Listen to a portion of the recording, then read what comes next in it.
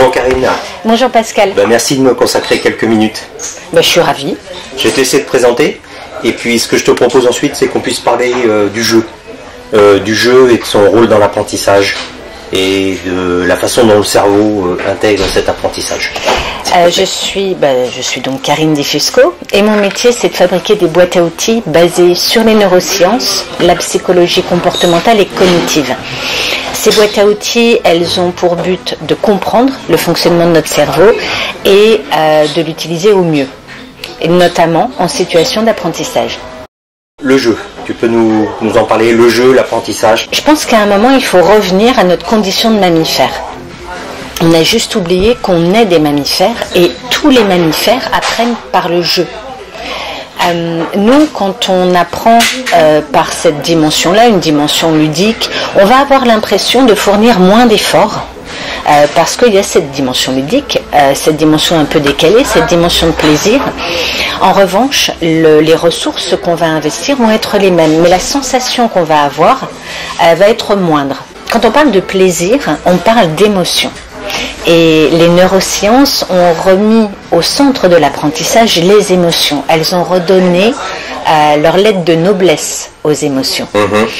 Et ça a été un tournant essentiel. C'est-à-dire pendant très longtemps, on a pensé que l'apprentissage était avait seulement une dimension cognitive, mais pas que.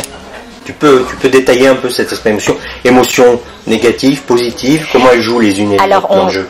Dans l'apprentissage. On va appeler négative, positive, même s'il n'y a pas d'émotion négative et positive, mais on va parler de la manière dont on les ressent. Est-ce que c'est agréable ou pas agréable? Le rapport de l'OCDE, qui est on va dire l'acte de naissance en France de la neuropédagogie, ou en tout cas des neurosciences appliquées à l'éducation.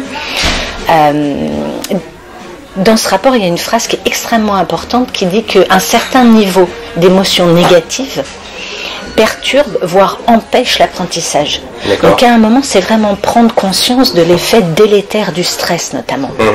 Et puis, en miroir, les neurosciences ont montré combien le plaisir, les émotions positives, le fait d'être détendu, d'être apaisé, d'être épanoui, d'être optimiste, allait favoriser l'apprentissage. Et une émotion négative, je pense, dans le jeu, quelquefois on se met un peu en colère.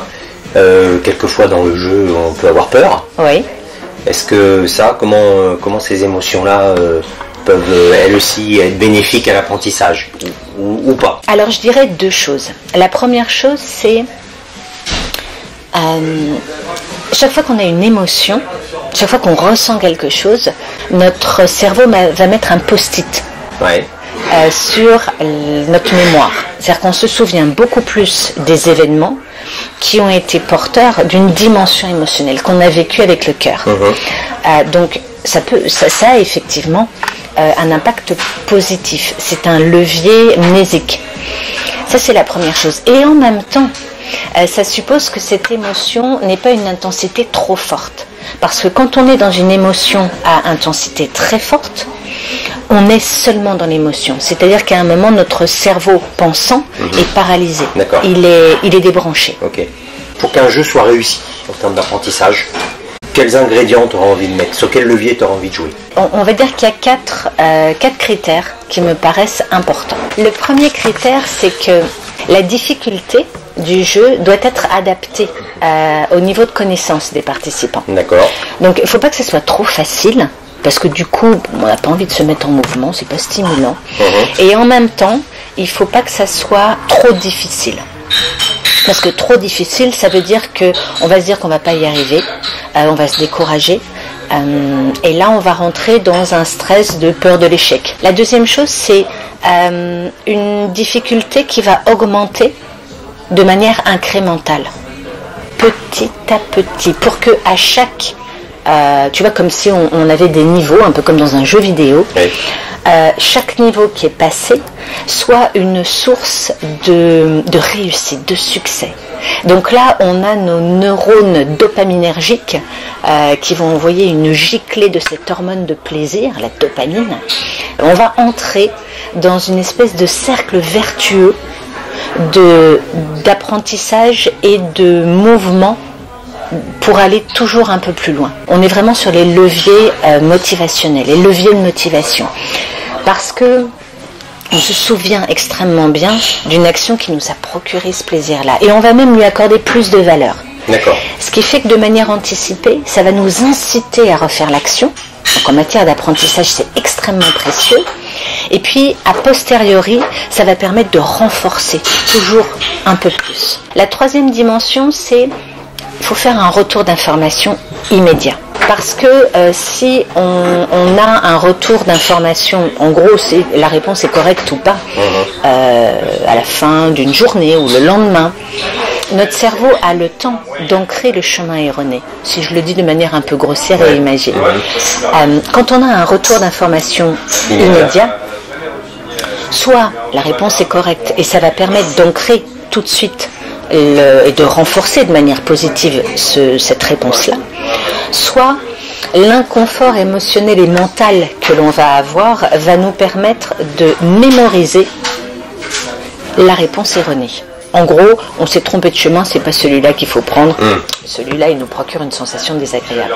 Le quatrième critère, c'est arriver à créer un climat où la compétition se fait de mois à mois. C'est comment je vais être meilleur sur mon score à moi. Et de ne pas mettre les participants à un jeu ou en formation en compétition les uns vis-à-vis des autres. Alors, il y a certaines personnes, ça va être un driver. Ça va être stimulant d'être en compétition contre d'autres. Mais on va dire que pour d'autres, ça va avoir un effet délétère de perte de confiance en soi et de perte de motivation. D'accord. Peut-être un sujet qu'on a un peu moins évoqué, c'est celui des sens, l'impact du sensoriel. Solliciter plusieurs sens. Oui, d'être en mouvement. D'être en mouvement. Donc là, on est sur le... assis autour d'une table pendant toute une journée à écouter ce qu'on nous raconte. Donc là, on revient à notre condition de mammifère aussi. Nous, on n'est pas fait pour être assis. On est fait pour être debout et encore mieux, on est fait pour être en mouvement. Aux États-Unis, on dit « sitting is the new smoking ». On se rend compte que la position assise a des effets aussi délétères, presque aussi délétères que le tabagisme sur la santé et sur nos performances cognitives. Donc là, tu parles de mouvement. Oui. Donc on est dans le kinesthésique. Dans l'immersion que tu vas proposer, on est aussi dans du visuel, on est dans de l'auditif. Le visuel, c'est à la fois lire, regarder des images, des vidéos. Plus nos sens sont stimulés, déjà plus notre attention est augmentée. Et puis au niveau de l'ancrage mnésique, de la manière dont on va mémoriser ce qu'on est en train d'apprendre, là il y a un vrai effet levier. Parce que plus on stimule de sens, et plus l'information va être ancrée. C'est un peu comme si on avait plein de chemins différents qui vont mener à une même information. Et des chemins avec multimodaux. Le fait de comprendre à un moment, le fait de faire des liens et de se dire yes, ce qu'on appelle l'effet Eureka, il n'y a rien de meilleur pour le cerveau. C'est un peu pavlovien, non? Ça ressemble un peu à Pavlov, ça, non? Je dis des bêtises? Non, tu ne dis pas de bêtises. Quand on est sur la récompense extérieure, ce qu'on appelle la motivation extrinsèque, donc on est sur la carotte ou le bâton. D'accord, je te donne quelque chose parce que tu as réussi. Voilà, et donc je passe à un niveau, j'ai peut-être des jetons, un score augmenté, ou je réussis pas et peut-être que je perds des points de vie. On est sur ce qu'on appelle le conditionnement opérant, qui effectivement est inspiré de Pavlov. D'accord. Une action. Action-réaction. Récompense ou punition. C'est ça. Carotte ou bâton. Dans le jeu, il y a cette dimension de... j'ai réussi. De j'ai réussi, qui est au-delà d'une motivation qui vient de l'extérieur, extrinsèque. Donc on peut avoir une motivation intérieure où en gros, on va faire les choses uniquement pour le plaisir. C'est totalement décorrélé de la récompense ou de la punition. On va le faire pour le plaisir. Donc là, on est sur, on va dire, une motivation intrinsèque. Et puis, il y a une autre forme de motivation qu'on appelle autodéterminée, qui est appuyée sur une espèce de triptyque dont un des pieds est la dimension sociale. Je crois me souvenir, quand tu m'as parlé de cette journée d'immersion, qu'au-delà des séquences en individuel, il y a des séquences de groupe. Oui, beaucoup.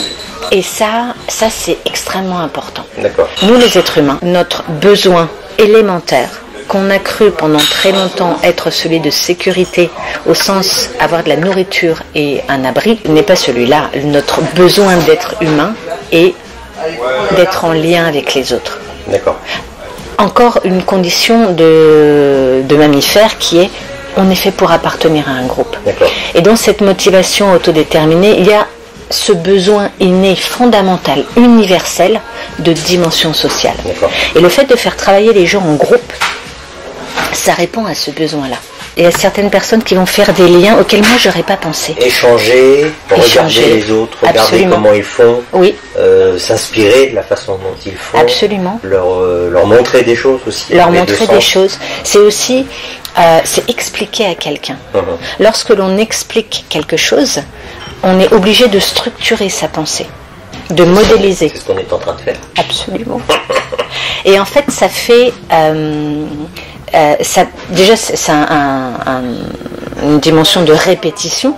C'est-à-dire qu'en gros, je suis en train de consolider mon apprentissage moi-même, quand j'explique à quelqu'un. Et puis, ça me permet d'apprendre parce que je fais cet effort de structuration mentale. Donc, il y a ça. Et puis, il y a aussi, tu sais, notre cerveau, il n'aime pas trop l'inconnu. Et sa manière de fonctionner, c'est de toujours rattacher l'inconnu au connu. Donc, de faire des liens. Ça, c'est un moteur extrêmement puissant pour la mémoire, rattaché à des choses que je connais. Et le fait de travailler en groupe, quelquefois, il y a certaines personnes qui vont te dire « Mais tu sais, c'est comme... j'y avais pas pensé, t'as raison. Ouais. » Donc, c'est la puissance du groupe. Et c'est en ça où j'aime beaucoup la manière dont vous avez construit cette journée d'immersion, parce qu'il y a à la fois des séquences en individuel et puis des séquences où il y a cette dimension collective et collective, de co-construction.